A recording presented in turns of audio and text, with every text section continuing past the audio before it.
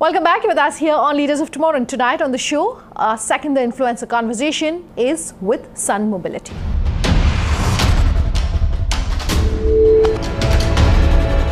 The name Chetan Maini is familiar to anyone who is associated with the mobility and transport industry here in India. He really is the person who kicked off the entire green vehicle revolution here in the country. I spoke to him about his second venture, Sun Mobility, the future of mobility and transportation here in India, as well as his advice for entrepreneurs looking at innovating in this space.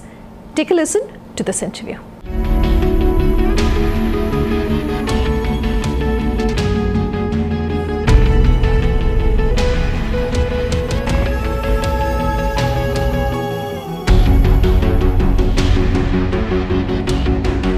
Thank you so much for speaking with us here on Leaders of Tomorrow, Chetan. It's exciting to talk to someone who has triggered this entire wave that we see of mobility and the e-revolution in the mobility space. So thanks for being here on the show. Let me start by talking about what you're doing at Sun Mobility, and just to give our viewers a background really of your association with the e-vehicle space here in India. So I started working in electric vehicles over 20 years ago. And the whole idea of started off traveling on solar cars across the US and Australia, and the idea that you could power the entire mobility solution using pure renewable energy and electric mobility, to me was very exciting. And that led to starting Reva in 1995, and we launched it in India in 2001 and sold the product in over 24 countries. And then in 2010, Mahindra came on board. So it's been a 20-year journey on electric mobility. And what I was trying to reflect back is that while everything seems so right, electric vehicles make so much sense from a pollution, from an energy perspective, from a cost perspective, why aren't they really taking off? And I felt that while technology had really advanced, we still had a few challenges. One was that all the battery prices were coming down. The cost of electric vehicles was still very high. The second was range anxiety. It was both a combination of a psychological issue that someone has, I have limited range, and two, if you put a lot of batteries, it became very, very expensive. And the third was around refueling time. Today, a regular charging takes 5 to 8 hours. Fast charging could take an hour. But consumers are used to just 5 minutes of refueling. Anything beyond that seemed like eternity. So the idea was, unless we fundamentally address these three issues, it won't work. So Sun Mobility that we formed was saying, how do we fix this?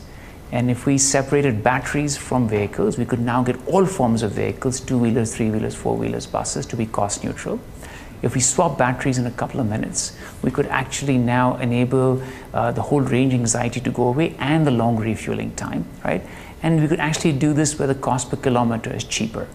And if fundamentally you gave consumers an option where there was no performance change, in fact better performance, and costs for less, right? Then the move to green is almost immediate. And that could create a sustainable impact. So that's been the heart of starting Sun Mobility. I want to pick up on what you just said and talk about the fact that you bet on the electric vehicle space here in India at a time when no one was talking about it. What perhaps helped you decide that yes, this was going to be a big market in India, and yes, this was a market or an area or a business where you could make money? Well, I think, as I mentioned, the journey started, racing solar cars. And so it was more of a passion first to say that this is the future. But in the early 1990s, oil price was $20 a barrel. And nobody cared two hoots about climate change. But I felt deep down that in the next 10 to 15 years, that is going to be the largest shift. And so for me personally, I started to say, how do I put a space into this area? So maybe Reva was a little too early. It's ahead of its time. But if I reflect back, those experiences allowed us to do something today at Sun Mobility they couldn't have. So maybe it wasn't the right time. It wasn't, the time was still okay. It's just that the fact is that today, I think for the first time, many things are coming together. Oil prices are going up, hitting our current account. Climate change is being seen as a big issue. Technology has been changing rapidly. Consumers are saying we'd want new solutions. And so we've felt that right now the time frame for all of this is correct. Maybe 15 years ago, that wasn't as clear, but maybe it was for me in my mind and made me push this through. Okay, I will talk also about the role that the government perhaps is playing when it comes to this industry. But let's talk about the work that you do with Microsoft, for instance. Run our viewers through some, details really of this association that you have with them. Yeah. So as part of our entire solution, we have these smart batteries that have 3 onboard computers. We then have these quick interchange stations that swap them. And what connects everything to consumers and the network is our smart network. It allows us to plan where the infrastructure is. It's also allowing us to connect with all the batteries. It has consumer apps for payment gateways and allows us to optimize the system. It's a very complex network. So we wanted a platform that was very scalable. What if millions of users were on it tomorrow globally? How do we make something that's very scalable? How do we take telemetry data and use it to further add services for consumers? So our relationship with Microsoft was to use their platform, the Azure IoT platform, that allows us to build our smart network on and connect all our devices. It also allows us to use their edge computing technologies within our stations so that we can do a lot of processing there and connect them to our main cloud. So we wanted a partner that really was thinking of scale, understood platforms, since we're building a global platform, and we felt that this partnership between our 2 organizations really put our skill sets together to build something much larger. Okay, you also have an association with Ashok Leyland, and that's far as the buses segment goes. Just walk us through that. Yeah, so it's very interesting. Ashok Leyland and us came together, and trying to say, how do we transform mobility in cities on this area? And so Ashok Leyland has created the buses side, and we've created the batteries and the infrastructure. And in just a matter of 7 months, we showcased our solution at the auto show. And today the buses are undergoing trials. And later this year, we will be actually piloting them in cities on this area. And this is really interesting because one of our stations can do almost 300 swaps a day. Now imagine if you try to do the same thing with regular charging, you would almost have to have 150 stations. So we replace the infrastructure with a very small amount, which mimics consumers using a regular IC engine infrastructure. And that's never happened before at a scale of a bus on this area. I want to talk about the big picture. While it's great that the government does have this 2020 vision, a lot of critics are arguing that the infrastructure is not in place. For instance, for electric vehicles, the charging ports are still not available, and a lot of it, I understand, correct me if I'm wrong, still needs to be imported into the country. Your comments really on what you would like to see as far as infrastructure in India is concerned. You were talking about buses, and you're saying, we're looking at this as a solution for the cities. If India is to become a fully clean energy country, our tier 3, tier 4, etc., also needs to come on board to these clean energy solutions. What needs to be done? So I think that the role of government should be on setting a vision and having enablers to allow the industry to invest and build on this area, which means that today there should be an openness to look at different technologies. It shouldn't say it's A or B, but try different, be it slow charge, fast charge, swapping, all would have its place in society, right? So I think it's about being open about this.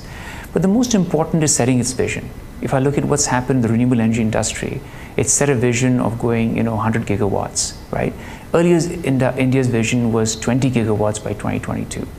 And by making this vision, we actually achieved the 20 gigawatts by 2018, 4 years ahead.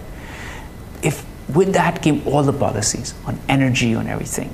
So India started to think and saying, can we go all electric by 2030? I think the larger vision should be in place on this area. The second, like I said, discussed with you, is that an openness on policies to say it's open for all technologies. And the third, from an infrastructure level, is government has a role to play there, but if it sets up the framework and creates actually demand, people will put up infrastructure, right? I'll give you a simple example. City of Bangalore recently announced that it will have 5,000 new electric autos, right? Now, all it had to do was saying it's going to give a permit for these areas. Now, suddenly you have solution providers saying, hey, we want to use electric autos. Drivers saying we'll be interested. Others saying we put in infrastructure. So maybe there are ways that they can create demand on a policy level and create a framework to allow industry to do this. End this interview on a positive note. You're saying that there definitely is huge potential, and you're looking at 2030. If we are looking at that vision and we want to achieve that vision and that target, really, what needs to be done? What more needs to be done? By 2030, India is going to have probably 350 million vehicles on its roads. we're also planning 260 gigawatts to 300 gigawatts of renewable energy. To put that in perspective, we could power every form of transportation by 2030 with renewable energy. So India has an opportunity in 13 years from today to completely run on clean energy produced in India, create millions of jobs with a new industry, and be a global leader. So, and at the same time, improving the lives of people. This to me is a huge, exciting journey. It's for the younger generation to say that we're doing things not that just make money, but we're going to change people's lives. And I'm really excited that we can be all part of this journey. Okay. Wish you all the very best. Thank you so much for speaking with us, Chetan. Thanks.